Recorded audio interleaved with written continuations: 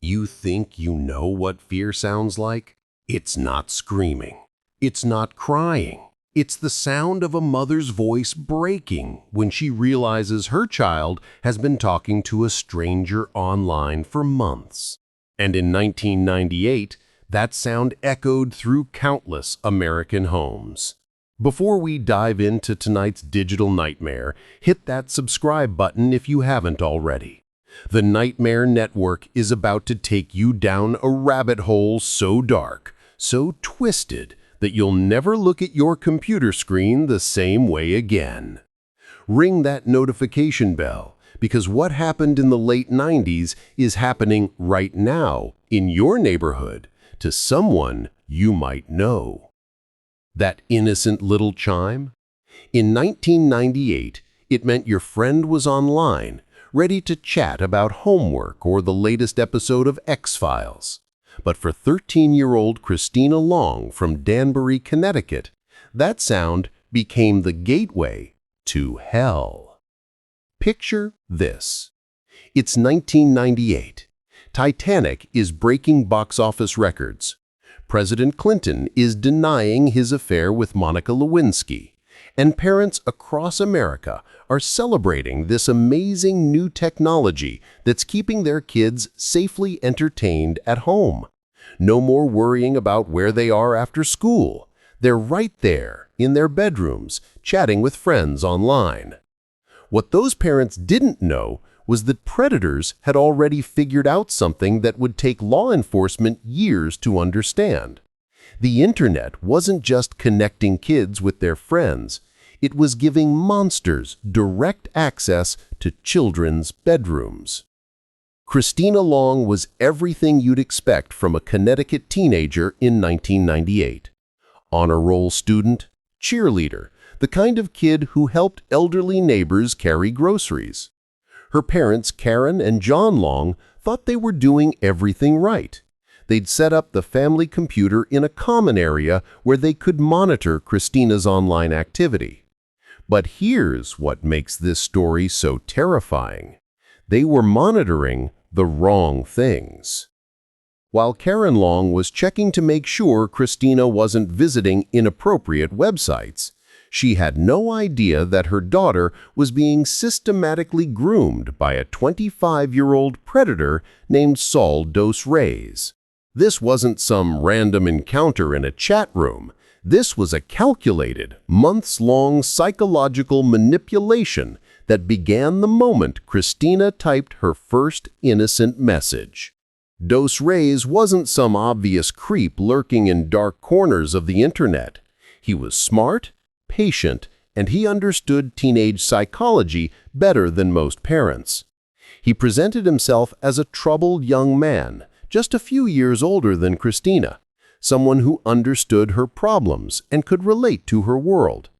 If you're watching this and you're not subscribed to the Nightmare Network, what are you waiting for? Because what I'm about to tell you about Dos Reis' methods will chill you to the bone. Dos Reis spent 6 months grooming Christina. 6 months of daily conversations, building trust, creating an emotional dependency. He learned everything about her insecurities, her dreams, her family dynamics, her schedule. He became the most important person in her world, and she had no idea he was mapping out her destruction. The grooming process was insidious. It started with friendship, just someone to talk to about school stress and teenage problems. Then it evolved into something deeper. Dos Reis positioned himself as Christina's protector, the only person who truly understood her. He convinced her that their relationship was special, mature, something adults wouldn't understand. Sound familiar? It should, because this exact same process is happening right now on Instagram, TikTok, Discord, and every other platform where children communicate online. The technology has changed, but the predatory psychology remains exactly the same. By May 1998, Dos Reis had convinced Christina to meet him in person. He told her they would run away together, start a new life, escape all the people who didn't understand their love. Christina, completely manipulated and isolated, agreed. On May 25, 1998, Christina Long told her parents she was going to a friend's house to study. Instead, she took a bus to meet Saul Dos Reis at a motel in Glastonbury, Connecticut. Her parents expected her home by 11 p.m. She never came home. What happened next in that motel room represents every parent's worst nightmare made manifest. When Christina realized that Dos Reis wasn't the person he'd pretended to be, when she tried to leave, he strangled her. This honor roll student, this cheerleader, this beloved daughter, was murdered by someone she thought she knew, someone she thought loved her. But here's the detail that will haunt you. Christina's murder could have been prevented. In the weeks leading up to her death, she'd started acting differently, more secretive, more emotional, pulling away from family activities. Classic signs of grooming that her parents didn't recognize because nobody was talking about online predators yet. The investigation that followed Christina's murder revealed the terrifying scope of Dos Reis's online activities. He wasn't just targeting Christina, he was simultaneously grooming multiple teenage girls across Connecticut and beyond. Christina just happened to be the one who agreed to meet him first. Police found chat logs that read like a predator's handbook. Dos Reis had perfected the art of psychological manipulation, using techniques that child psychologists didn't even have names for yet. He knew exactly what to say to make teenage girls feel special, understood, and isolated from their families and friends. The most chilling part, Dos Reis had been operating online for years before he killed Christina. He'd been practicing, refining his methods, learning from each interaction. By 1998, he was essentially a professional predator, and the internet was his hunting ground. Make sure you're subscribed to the Nightmare Network because this case changed everything about how America viewed internet safety. But the changes came too late for Christina Long. Dos Reis was eventually caught, tried, and sentenced to life in prison, but the damage was done.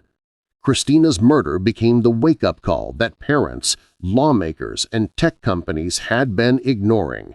Suddenly, everyone wanted to know how many other predators were out there, hiding behind usernames and fake profiles. The answer was more terrifying than anyone wanted to admit. FBI estimates from the late 1990s suggested that at any given time there were approximately 750,000 predators online actively seeking contact with children. That number has only grown with the expansion of social media and mobile technology. Christina Long's case became the blueprint for modern internet safety education.